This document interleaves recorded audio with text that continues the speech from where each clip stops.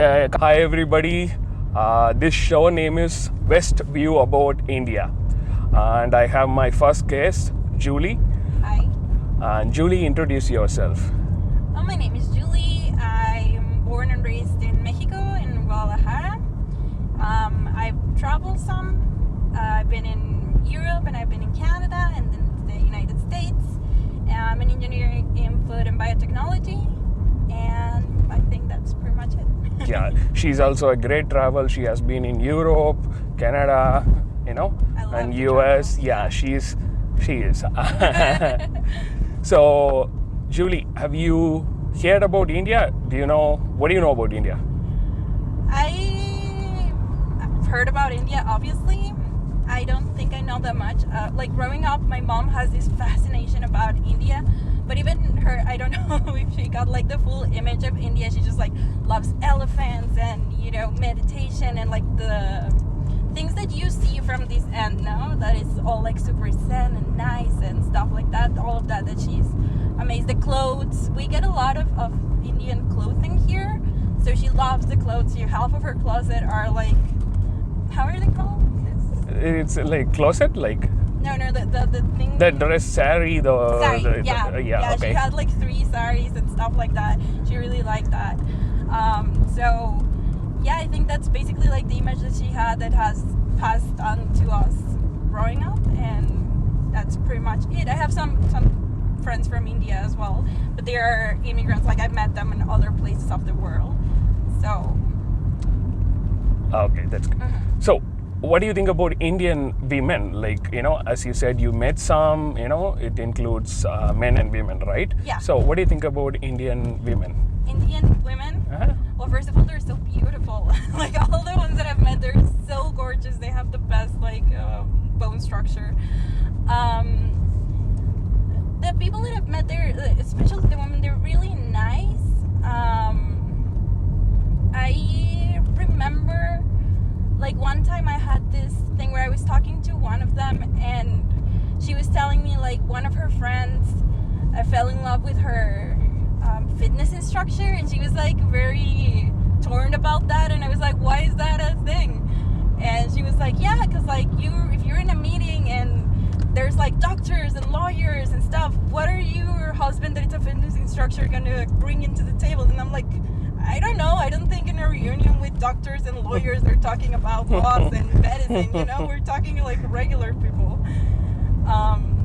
So that is one thing that I've carried with me. I found it very interesting, that vision of like thinking that it's very important, like whatever your spouse or your partner does, which is something that some people have here, but it's not that like important, at least not now in these times. Yeah. And my next question would be, will you date an Indian man? Yes, I think I would. Okay, perfect. Yeah. So you think they are attractive? Like Yeah. They're beautiful as well. Yeah. Oh, perfect. So, do you taste some Indian foods here in Guadalajara? Have you ever tasted some Indian spicy food? I've tasted Indian food, and I have to say I don't really like it. I don't like very spiced food, so I don't really like it. I know how to make some because they have taught me how to cook Indian food, and I know how to make it. Apparently I'm good at it, but I don't like it. Oh, perfect. It's not my cup of tea. Yeah, it's good. So one more sensitive questions, like I'm going inside, okay? Right. So I'll give you an example about how I'm going to frame this question. So, say example, Michoacan and Jalisco are close to each other, right? Yeah. And they share Chapala, the Lake Chapala. Yeah. Correct? Correct. So they share the water of Lake Chapala, Mm-hmm. So what if Michoacan is also a part of Mexico, but what if they speak English, their mother tongue is English, and Jalisco's mother tongue is Spanish? So what do you think about those things, if that happened?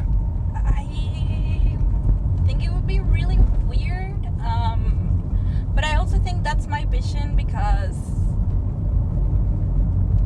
well, it's different. Mexico, there's this thing where we have native languages, right? So in different towns, they speak different languages, but society has taken up on their hands to kill those languages and then unify us all into speaking Spanish. And now there's very few people that speak those native languages. So at some point in Mexico, I know that every town spoke a different language because it was a different native language. But right now I can't even see that happening because we all just like speak Spanish. So I would find it very weird to go, you know, like to drive 3 hours and have a whole different town speaking a whole different language.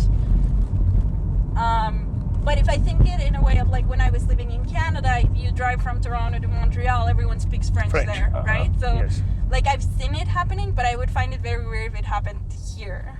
Okay. So what if Michoacan built a barricade or a dam, you know, I would say, around Lake Chapala and says that this water belongs to me, not you, Jalisco. So, so what is your view on those? Well, first of all, they will be wrong because Chapala is in Jalisco. But We're it very says proud of our lake. okay. But yeah, if you go in the other side of Michoacan, they say the same, right? They Like say yeah. So. But it's in our territory, so. So what if they built like? No, that would be an issue because, as I told you, like it's our pride and joy. You know, we can share it, but they can't claim it as theirs because it's not.